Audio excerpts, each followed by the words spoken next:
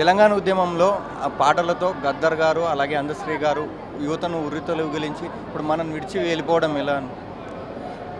తెలంగాణ తొలి దశ మలి దశ ఉద్యమాలు నడిపించింది ఒక పాట, ఆట, పల్లె మాట.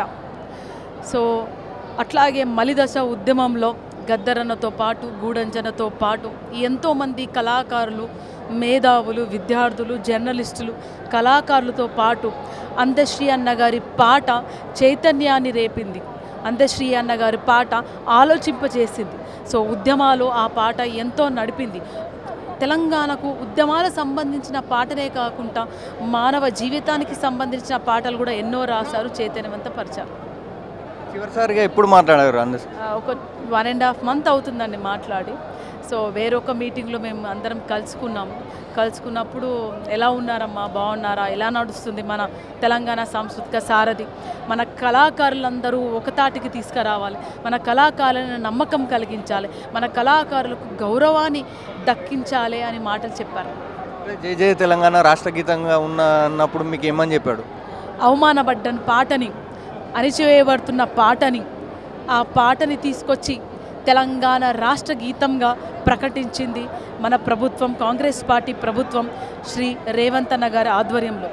అన్నగారు చాలా ఆనందపడ్డారు. ఆ పాటని మన స్టేట్ పాటగా అనౌన్స్ చేసినప్పుడు, June 2 రోజు ఆ పాట మన పరేడ్ గ్రౌండ్లో పాడినప్పుడు తను కన్నీళ్ళు పెట్టుకున్నారు. అప్పుడు నేను అడిగిన, అన్న ఎందుకన్నా ఏడుస్తున్నారంటే, బిడ్డ ఇది ఏడుపు కాదు బిడ్డ, ఆనంద బాష్పాలు. నా పాటకి గౌరవం దక్కిందని కాదు బిడ్డ, తెలంగాణ ఉద్యమాలకు, తెలంగాణ త్యాగాలకు, కళాకారులకు, మేధావులకు, జర్నలిస్టులకు, విద్యలకు, ప్రతి ఒక్క తెలంగాణ బిడ్డకు ఈ పాట అంకితం అన్నారు. గొర్రెల కాపర్ నుంచి ఉన్నత స్థాయికి ఎదగడంలో ఎన్ని కష్టాలు పడ్డాడని చెప్పాడా?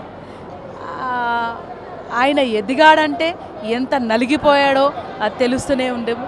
ఆల్రెడీ ఒక దళిత బిడ్డగా పుట్టినందుకు చిన్నప్పటి నుంచే అణచివేత, అవమానాలు, తిండి లేక, సమాజంలో పేరు లేక ఎన్నో కష్టాలు పడుతూ ఆ కష్టాల నుంచే పుట్టుకొచ్చింది పాట.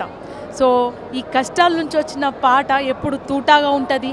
ఈ పాట చరిత్ర పుటలో నిలిచిపోతుంది. ఎవరు అణచివేయాలన్నా, తొక్కాలన్నా కానీ చరిత్రలో మహానుభావులు ఉండిపోతారు.